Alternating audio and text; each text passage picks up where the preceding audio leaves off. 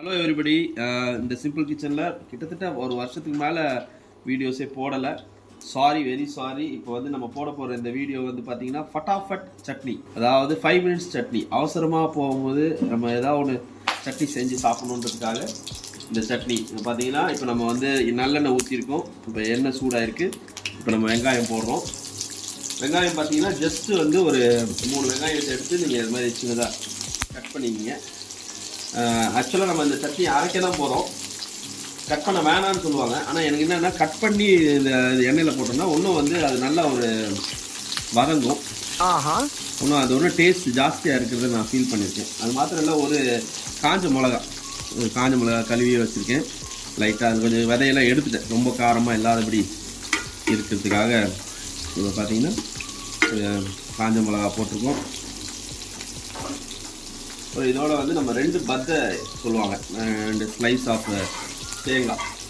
தேங்காவையும் நம்ம இதில் போடுறோம். போட்டு இந்த நல்லெண்ணெயில், சூடான இந்த நல்லெண்ணெயில் இது ஜஸ்ட்டு பார்த்தீங்கன்னா ரொம்ப ஈஸி. ஒரு 3 வெங்காயத்தை எடுத்தோமா, ஒரு தக்காளி எடுத்தோமா, ஒரு காஞ்ச மிளகா எடுத்தோமா, ஒரு 2 பத்தை தேங்காய் இருந்தால் போதும்.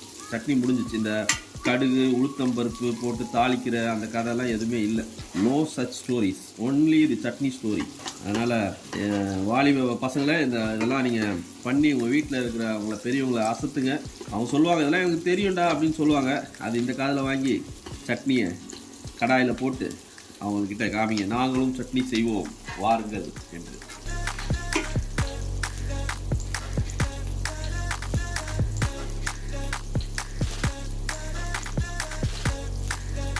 இந்த சட்னிக்குரிய உப்பை வந்து நம்ம வந்து இந்த வெங்காயம் வதக்கும் போதே நம்ம போட்டுறோம். இப்போ நம்ம போட்டுறோம், உப்பு போட்டுட்டு இப்போ உப்பை போட்டு நம்ம வதக்கிறோம். இன்னும் நல்லா வதங்கும். இதோட வந்து நம்ம ஒரு பெரிய தக்காளி, இப்போ நீங்கள் 3 வெங்காயம் எடுத்திங்கன்னா ஒரு பெரிய தக்காளி போதும்.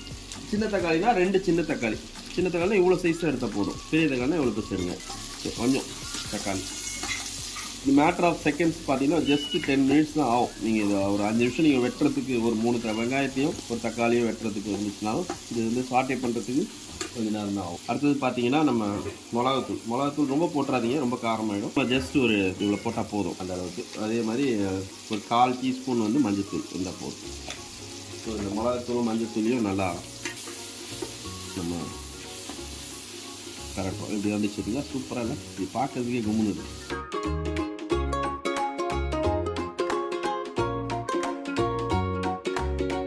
நம்ம என்ன போட்டோம்? வெங்காயம், தக்காளி, கொஞ்சம் உப்பு, மிளகாத்தூள், மஞ்சத்தூள், ஒரு காஞ்ச மிளகா, அப்புறம் 2 பத்தை தேங்காய். அவ்வளோதான். இப்போ நம்ம பண்ணிட்டோம். ஒரு ஹாட்டாக இருக்குது. இதை எடுத்து நம்ம வச்சுட்டு கொஞ்சம் சூடுக்கு தணிஞ்ச உடனே நம்ம ஜஸ்ட்டு வந்து மிக்சியில் அரைக்க போகிறோம்.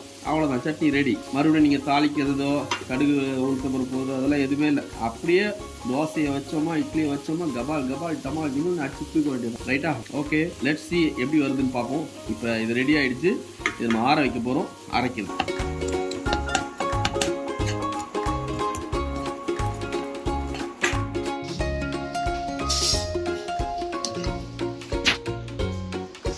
இப்போ ஆறிடுச்சு. இப்போ நம்ம ஒரு மிக்ஸி ஜாரில் ட்ரான்ஸ்ஃபர் பண்ணிவிட்டு ஜஸ்ட்டு அரைக்க போகிறோம். அவ்வளோதான். இப்போ நம்ம எல்லாம் ஜாரில் போட்டாச்சு.